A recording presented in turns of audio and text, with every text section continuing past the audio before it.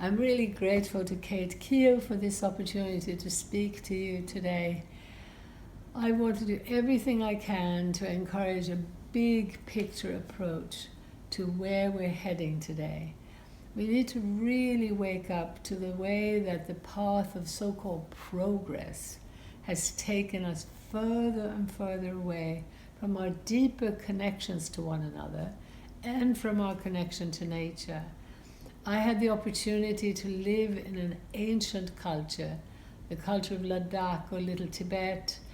I got to experience a way of life that had not been reshaped by a modern European global economy.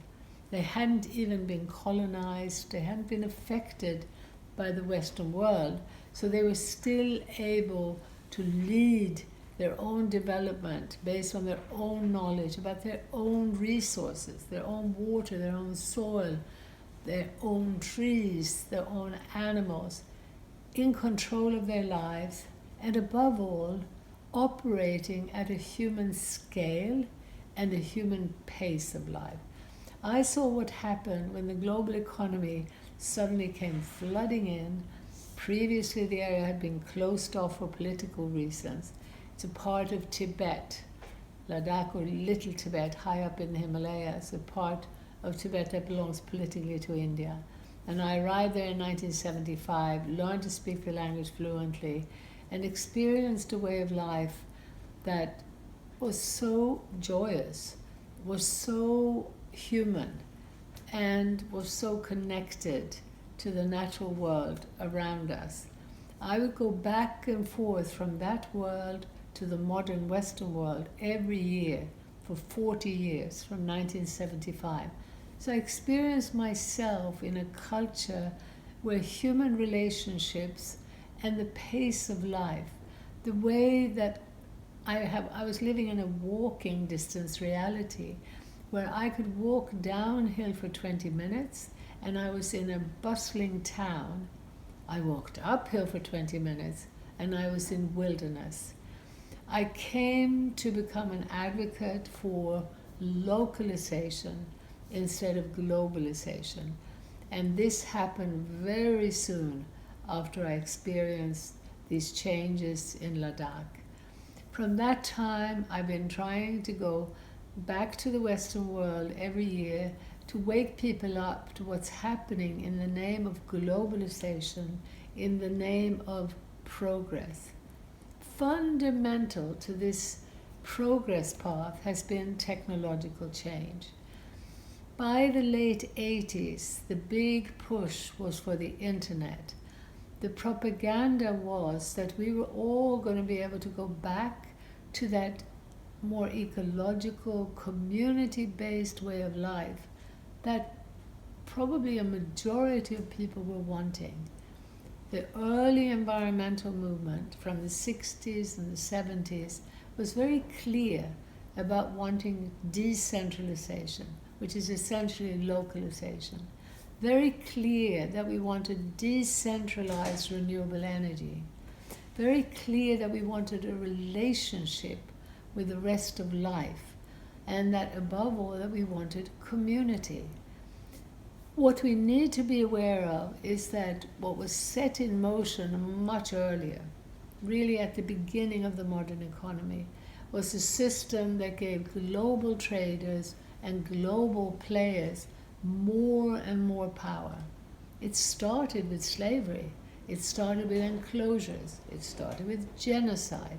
And yes, the leaders were white Western men, patriarchal, misogynist, racist, and anti-nature. But today, we must move beyond a politics of identity. It's not that every white man is the enemy, that every woman of color is the heroine. It's now absolutely essential that we look at the system, the techno-economic system that has escalated, and particularly, as I said, from the late 80s onward, when that system started promoting computers and the internet as a way of creating the decentralized ecological communities that we all long for. What had happened is that people have been driven away from the land into the high-rise urban realities, started developing a longing for a more human scale, for more connection, for more deep ecological ways of doing things. People started putting the word eco in front of everything. Eco-literacy, eco-theology, ecological architecture, ecological agriculture. Because we realized that we needed a better relationship with nature. We have traditions that go back, that many of you will know, from Goethe and Steiner. We have earlier wisdom traditions from Taoism, from Buddhism, all understanding and respecting the inextricable interconnectedness of all of life, the infinite complexity, the infinite diversity of life. And what we need to recognize is that there has been a cultural turning where more and more people have chosen to move towards nature, towards more fair and just community-based ways of doing things. But the techno-economic path that our government leaders are still blindly following is becoming extremely dangerous. It's now based on abstractions, on numbers, particularly GDP, which basically measures breakdown. Those of us who want to see a better world cannot afford to be economically illiterate. We cannot afford to ignore the fact that left and right and in between, even green parties, have not questioned the fundamental systemic direction away from nature. We are now being pressured to move into AI-dominated cities. We're being pressured to accept 5G without any real research about the impact on our health. Why is this happening? It's happening because of a blind system being pushed from above. From below, there is an emerging localization movement. On every continent, you will find groups of people coming together to shape the structures of deep human-scale interdependence, to shape the structures of deeper knowledge about specific ecosystems.